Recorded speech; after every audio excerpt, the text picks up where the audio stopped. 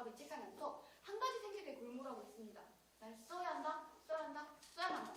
아, 이 서재는 제가 직접 만들었습니다. 열판들 하나하나 갖다 직접 끼워 맞추는데 결과는 꼴로만입니다. 그래도 저는 여기가 아주 마음에 들고 행복한 해입니다. 물론 저를 찾아오는 사람이 많은 건 아니죠. 사실이지 사람들은 작가라는 직업을 가진 사람들이랑 마주하기 싫어하는 것입니다. 글쎄요, 아마 작가라는 것들은 그저 소재를 찾느라 눈이 뻘건 줄 알지만 사실은 꼭 그렇진 않죠. 저는 그동안 여기서 꽤나 많은 글들을 써왔습니다. 글쎄요, 너무 많이 쓴 건 아닌지 모르겠지만 사실 저 창밖을 보면 세상이란 건 정말이지 무지하게 빠른 속도로 지나가고 있다는 걸 느낍니다. 저는 그럴 때마다 어떤 회의랄까 함을 갖게 되는데 도대체 나는 사람을 이 방에 앉혀놓고 하루 종일 글을 쓰게 페이지를 메꾸고 여러 가지 얘기를 만들어낸다는 게 도대체 무슨 일일까 하는 겁니다. 질문은 거창했지만 대답은 간단합니다. 별 수 없죠. 난 작가니까 글을 쓰는 수밖에. 어쩜 또 제가 제정신이 아니라고 느낄 때가 있습니다. 뭐 미쳐서 발간하는 얘기는 아니니까 알지 마세요. 무슨 얘기인가 하면 제가 가끔 정신이 엉뚱한 데로 가버릴 때가 있다는 겁니다. 누구랑 얘기를 하다가도 갑자기 아무런 소리도 들리지 않고 움직이는 입만 보이게 되는데 이분은 그저 네 그렇죠 하는 식으로 건성대답만 하고 머릿속은 이 친구는 이런 얘기에 등장하는 이런 인물을 쓰면 딱 좋겠구나 하는 거예요. 그리고 그 신바람이 나서 이야기를 하나 씁니다. 네, 사실 오늘 여러분이 여기 오시기 전에 전 이런 생각을 해봤습니다. 언젠가일지 모르지만 작가라는 직거리를 그만둬야 때가 올 거라 이거죠. 그럼 그 대신 뭘 하냐고요? 사실 이런 얘기를 여태껏 해본 적이 없습니다. 하지만 여기 오신 여러분들께 제가 사실대로 말씀드리죠. 제가 진짜로 하고 싶었던 거는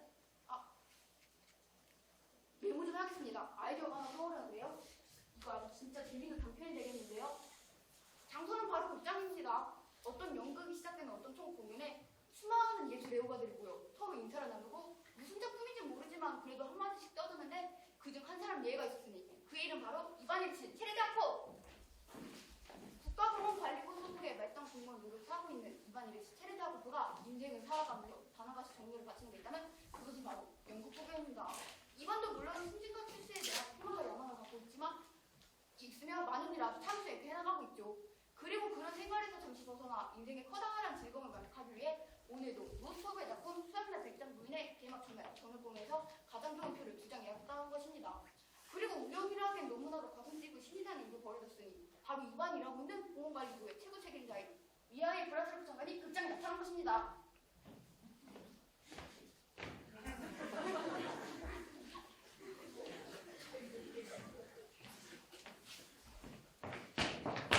안녕하십니까 카카. 그래 수고하게. 저 카카, 전 이반일치 체르디아코프라고 합니다. 이렇게 만나뵙게 되어서 정말 큰 영광입니다. 저는 바로 각하께서 담당하고 계신 공원관리부에서 일하고 있습니다. 그러니까 각하를 위해 일하고 있는 셈이죠.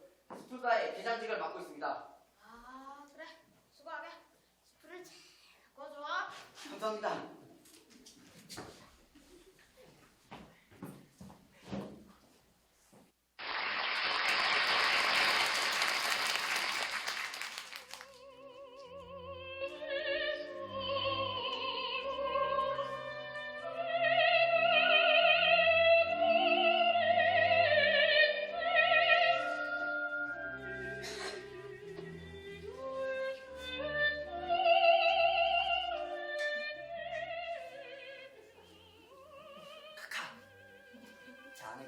인사를 드리고 싶다는데요. 네, 제 아내입니다. 체르디아코프 부인이죠. 안녕하세요. 반갑습니다. 이렇게 뵙게 되어서 영광입니다. 감사합니다.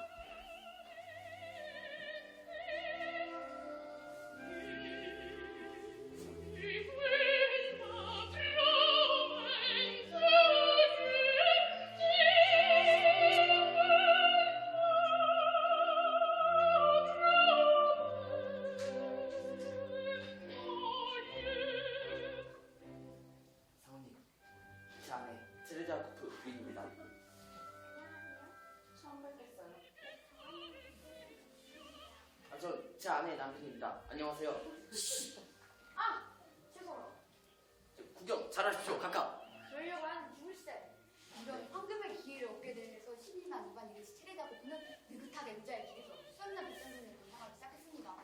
이제 그는 장관과 아는 사이가 되었을 뿐만 아니라 어떻게 말하자면 친해졌다고 할 수 있는 셈이죠.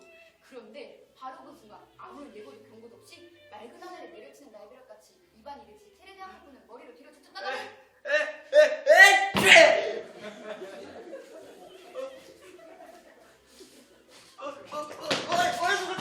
죄송합니다. 이거 정말 죽을 때를 졌습니다. 이거.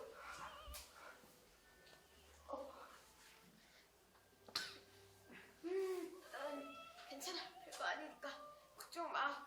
네? 아니 병이 아니라는데 그럴 리가 있습니까? 이거야말로 용서받지 못할 테죠. 아니 카카, 제가 목을 닦아드리겠습니다. 그렇게라도 해야만 제가 괜찮다니까 왜 이러나? 아니 하지만 제 친지여서 카카 머리가 온통 친투성인데요. 아니 정말이지 불행하고 비극적인 실수였습니다. 죄송하다. 정말이지 그놈의 지체가 갑자기 튀어나왔어요. 제가 참아보려고 했을 때 이미 코밖으로 죄다 튀어나온 걸 어떡합니까? 네, 죄송합니다. 아무리 연극을 보래도 입안의 머릿속은 단 한 가지 생각만 점점 더 커지고 있었습니다.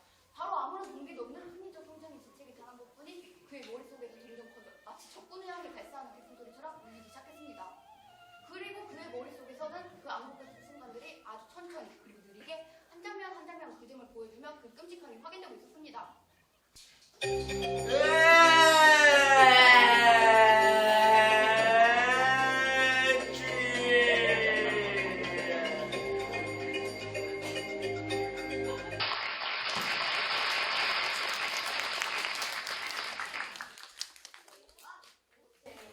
네, 아주 재밌었어요. 정말이야? 아주 재밌었어. 네, 정말 재밌었어요. 아주 좋았어요.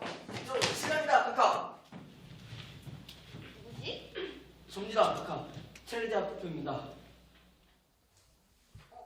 조심해요, 여보. 아까 재채기 한 사람이에요. 아, 이제도 안 할 겁니다. 제 책임 다 했어요.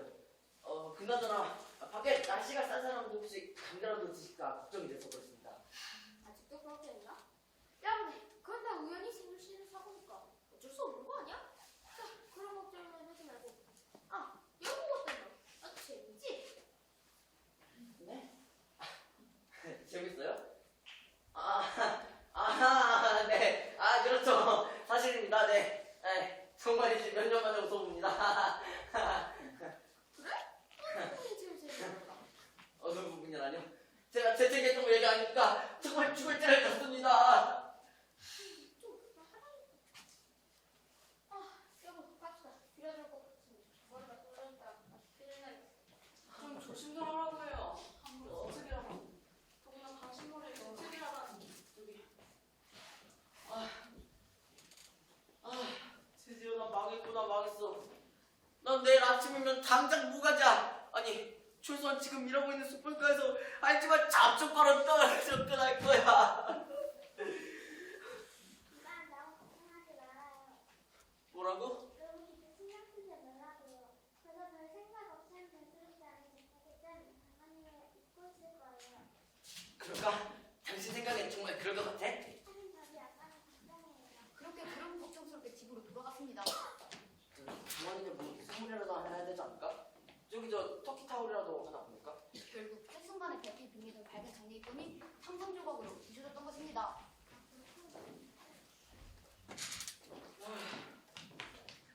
이런 일이 왜 나한테 생긴다. 에이치, 그놈의 영국 구경을 뭐하러 갔지? 아니야, 괜시리 뻐기느라 득석에 앉지 말고 그저 낮은 계급사는 넘게 일반석에 앉을걸. 그래, 우린 그저 평범하게 서로 재채기하면서 사는 사람들 아니야? 잘 시간이에요. 가만히 있어봐. 내가 직접 장관님을 찾아볼까? 직접 찾아가서 아주 예의 바르고 정직하고 효과적이면서도 매력적으로 설명을 하면 장관님도 별 수 없이 용서하실 거야. 그렇다고 혹시 가져간 장관님한테 다시 생각나게 해주는 건 어떨라고요? 아니야, 난 신사야. 점잖은 신사라면 신사다운 행동을 해야지. 그렇게 그날을 맞고 다음 날이 되었습니다. 마침 그날은 직접 장관께서 탄원을 그린 날이기 때문에 입안에 자신보다 앞선 5, 60명의 탄원을 끝낼 때까지 기다려야 했습니다. 아침이 가고 오후가 다 될 무렵에야 입안의 차례가 되었죠. 자, 다음 사람! 카카, 전 마지막 사람입니다. 좋아. 마지막 사람! 카카, 바로 접니다. 그래, 뭘 탄원하러 왔어? 전 탄원할 거 없습니다. 탄원하러 온 게 아니니까요. 그럼 뭐야? 4시간 낭비하러 왔나? 카카, 저를 저녁에 큰 폭발적인 상황을 만든 사람입니다. 제가 바로 가깝게 코와 침을 뱉은 사람이라고요. 뭐라고? 그게 무슨 헛소리야? 제가 어제 재채기를 했지 않습니까? 그래서 가깝게 코와 침을 붙였고요. 아 그래? 그래서 뭐 감기라도 들었는지 확인하는 거야? 아닙니다, 카카. 전 용서를 빌려왔습니다. 제가 재채기 속에는 아무런 정치적, 사회적 동기도 없고요. 내 어떤 적이나 폭력도 없는 아주 순수한 신께서 시키신 행동이었습니다. 그래서 저는 제 코가 생겨난 날을 저주합니다. 정말이지 이건 제가 잘못한 게 아니라 제 코가 잘못한 거예요. 죄 많은 이 코를 벌하시되 코디에 있는 죄는 못 비비는 용서하십시오. 제 코를 11회를 600번이시더라도 제 몸만은 용서해 주십시오, 카카. 이렇게 빕니다. 이봐 선생님, 내 말 잘 듣게. 난 자네 코에 대해 조금 더 유감이 없어. 자네 코 같은 한심한 일에 신경 쓸 수 없이 바쁘단 말이야. 자, 그러니 집으로 돌아가 뜨끈한 물에 목욕이나 하게. 찬물에도 상관없구만. 자가 뭐든 좀 하라고. 그러지 말고 내 바보 같은 걸로 내를 못 살게 울지 마. 자네 아니더라도 오늘 타는하러 온 것도 별의 물건을 다 끌고 가서 난 지금 자네들의 신경 쓸 정신이 없다. 에휴, 옳지. 오, 감사합니다. 신의 축복에 가까운 사모님과 온 가족이 넘치기를. 그래서 나날이 행복하시고 밤에는 나보다도 더 행복하시기를. 이제 커다란 안도감이 입안 체레대하고 풀을 감쌌습니다. 아침마다 가까이 창밖에 날아 새들이 날아 노래하고 가까이 커피가 진하고 뜨겁기를 빕니다. 그렇게 무거웠던 짐이 일순에 벗겨진 거죠. 가까이가 앉아있는 의자에 숭배합니다. 그리고 가까이 그 숭배하는 의자에 앉아있던 가까이 바지도 숭배합니다. 노래하고 휘바람을 불며 입안은 신나게 집으로 돌아갔습니다. 아 정말이지 인생이 멋지고 기쁘고 신나는 거였습니다. 하나님, 전 행복합니다. 그러나 입안은 집으로 돌아와 곰곰이 생각하기 시작했습니다. 가만히 있자. 혹시 내가 아주 잔인하고 인정 없는 농담의 대상이 되어서 놀림을 당한 건 아닐까? 장관이 나를 무시한 건 아닐까? 나를 보여줄 생각도 없으면서 왜 그렇게 날 무시하는 태도로 막대했지? 정말 재채기쯤이 별도 아니라면 왜 보기 싫은데 빨리 집으로 가라 했을까? 그날 밤 장관이랑 화가 나서 빈정된 게 아닐까? 입안이 높이어가 났습니다. 높지 화가 났는데! 그런 생각에 엎치락 방긋이는 입안은 아침이 되자 아내의 소냐를 불렀습니다.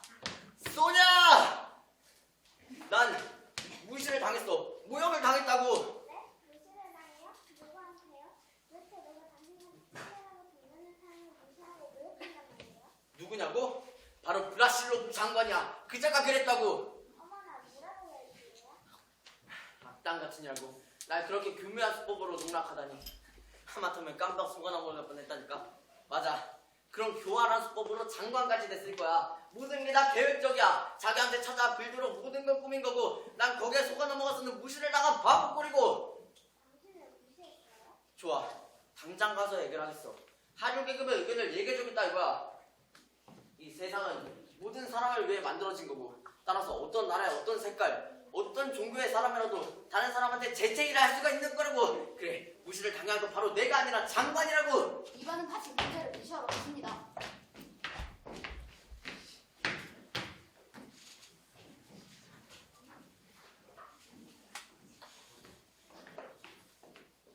마지막 사람!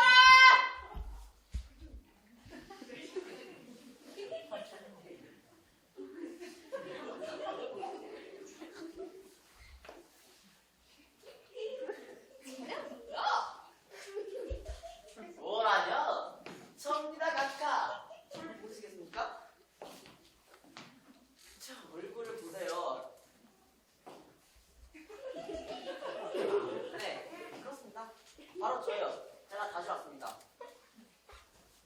다시 왔다고? 누구지? 이반 챌린지한 코프입니다. 각각 말씀대로 집으로 돌아가긴 했지만 덤블이나 천문이나 목욕은 안 했습니다. 이 더러운 놈을 누가 들여보냈지? 도대체 자네 뭐야?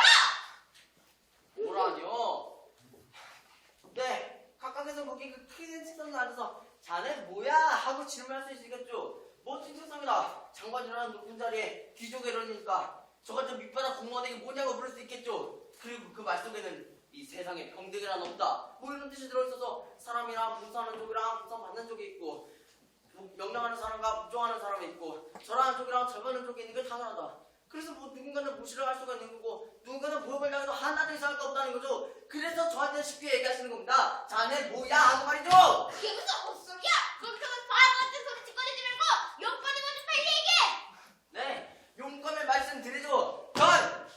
저 솔직히 한번 상황 들었습니다. 용건의 확실하게 용서를 받는 것도 몰라도 카카. 그건 정말 우연했습니다. 저 그런 게 아니에요. 그래서 저를 나가! 당장 꺼져! 방멍청이! 난 니놈 낯장을 다시 보고 싶지도 않으니까! 만일 또 한 번 니놈이 내 눈앞에 엉겼다면 난 진짜로 영원히 유달로만 해볼 거야! 가만히 있어봐! 너 이름이 뭐라고 했지? 지레레 쥐.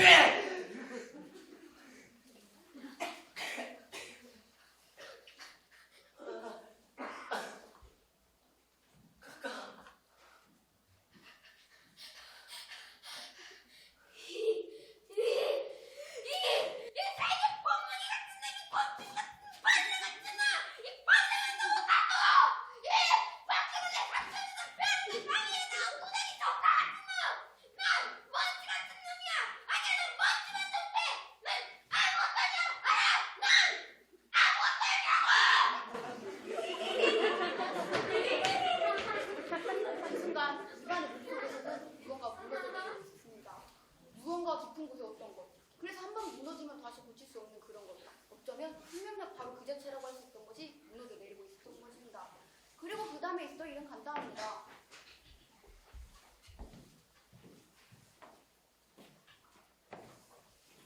이반 체레디아 코프는 집으로 돌아와 코트를 벗고 소파에 누워 죽었던 것입니다.